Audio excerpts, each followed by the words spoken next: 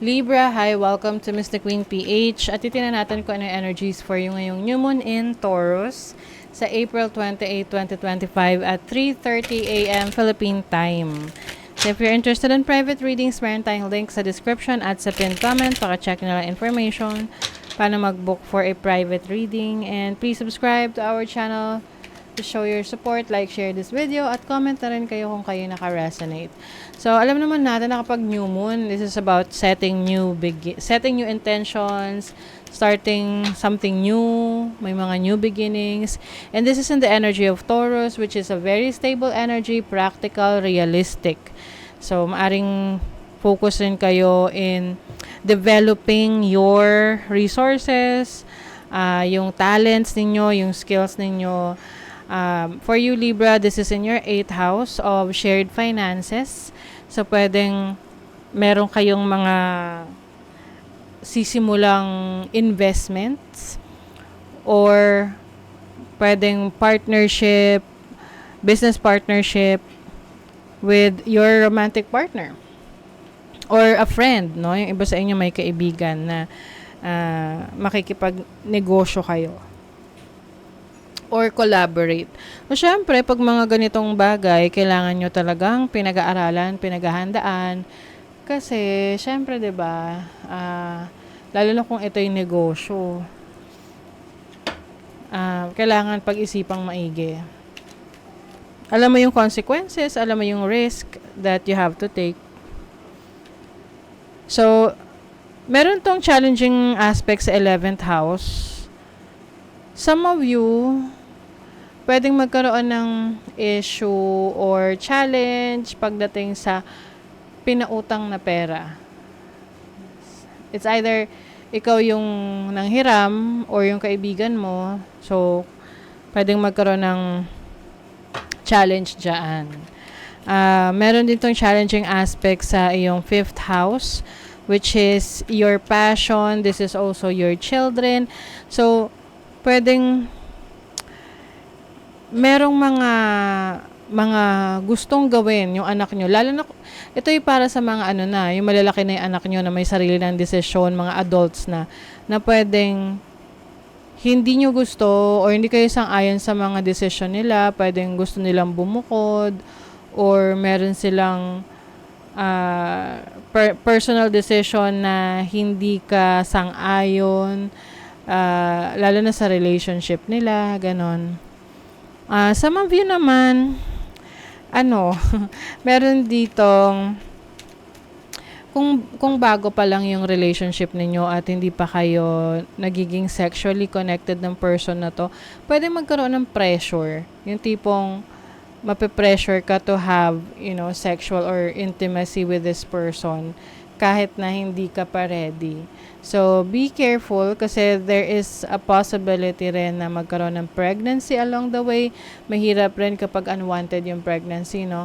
You just have to make sure na kung hindi ka pa ready, use protection, no? Take care, be careful. But if you're ready, then go ahead, okay? Meron din kayong mga goals and dreams ninyo na maaring hindi siya ganun kasuportado ng mga taong ine-expect mo na magsusuporta sa'yo. Let's say your romantic partner, meron kang gustong gawin for yourself, personal dreams mo to, for personal fulfillment, pero hindi suportado ng partner mo. Na pwedeng magkaroon ng issue dahil 'di ba? Kaya nga partners you have it's a partnership na kailangan naiintindihan nyo yung gusto ng bawat isa and you will support each other. Kaya lang kasi may mga times na kaya hindi sila sumusuporta is because may iba silang pananaw tungkol dun sa gusto mong gawin. So, kailangan lang give and take. Ano yung energy ng 8th house? Oh, 4 of Wands. 4 of Wands, family energy to, no? Meron din kayong celebration. This can be, kasi ang 8th house, pwede rin tong inheritance. So, pwedeng meron kayong makukuhang inheritance, no? Mana. na matagal nyo nang ipinaglalaban na makukuha nyo na. Pwede tong inheritance rin within the family, na tipong parents mo may hinihintay na inheritance galing sa lolo't lola nyo, ganon. And finally, it will be given. Meron kasing celebration, no, within the family. Ano tong 11th house energy?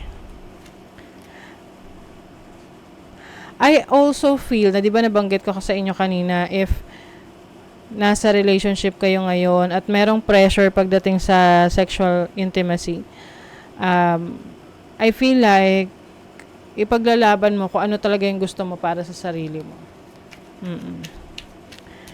Meron ditong knowledge. Meron kang pag-aaralan. It's like you are going to take a risk.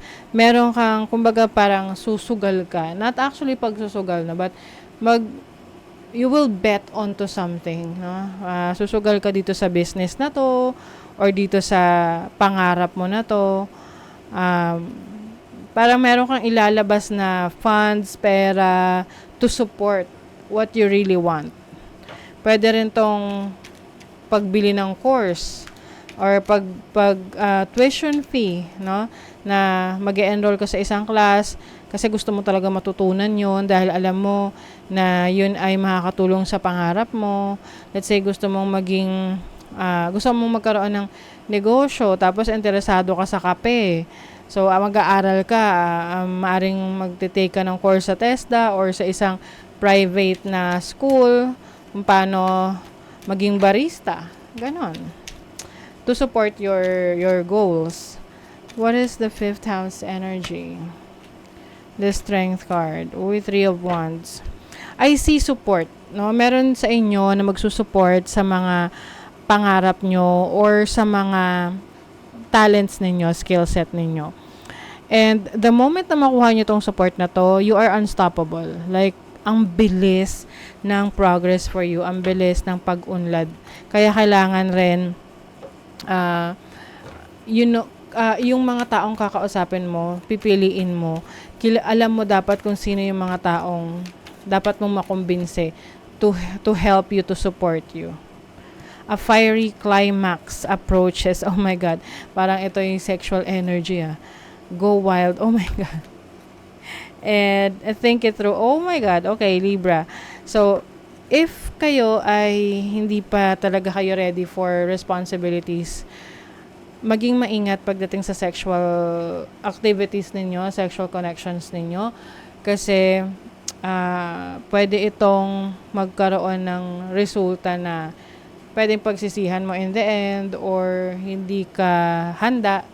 So, be very careful. Huwag agad-agad magpapadala sa emosyon mo at meron kang magawa na pagsisisihan mo rin in the end. Okay? So, that is your reading, Libra. Thank you so much. See you again.